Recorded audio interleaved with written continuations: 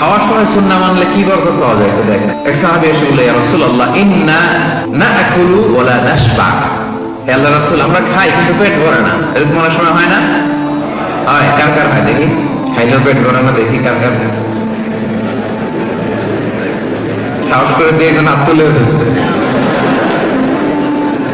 ঠিক আছে, সৎ সাহসের জন্য ধন্যবাদ। হতে পারে যারা কাজ করে বেশি, চিন্তা করে বেশি, ক্ষুধা লাগে। নট নেসেসারি যে আপনার অনেক দৌড়াইতে হবে, এক্সারসাইজ করতে হবে না। আপনি ব্রেন স্টর্মিং করলে ক্ষুধা লাগবে। আমি নিজেও ফিল করি, যখন কোনো কিছু নিয়ে খুব ভাবি তখন ক্ষুধা লাগে, এটা হয়।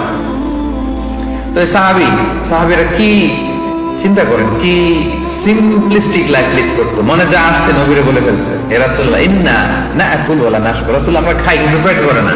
পেট ভরে না কেন? রাসূল সাল্লাল্লাহু আলাইহি ওয়াসাল্লাম দেখেন কি বলে। রাসূল সাল্লাল্লাহু আলাইহি ওয়াসাল্লাম বললেন, লাআল্লাকুম তাকুলুনা মুতাফাররিকিন। মনে হয় তোমরা একা একা খাও, একসাথে খাও না। মনে হয় তুমি একা একা খাও, মেবি ইউ ইট অ্যালোন।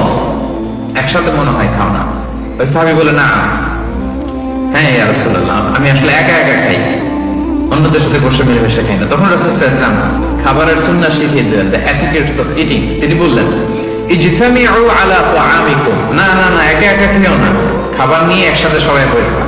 ওয়াযকুরু ইসমাল্লাহি আলাইহি, খাওয়ার আগে বিসমিল্লাহ বলবা। ফাইন্নাহু ইউবারাকু ফি, তাহলে তোমাদের খাবারে বরকত ঢুকায় দেওয়া হবে। এবার বুঝছেন?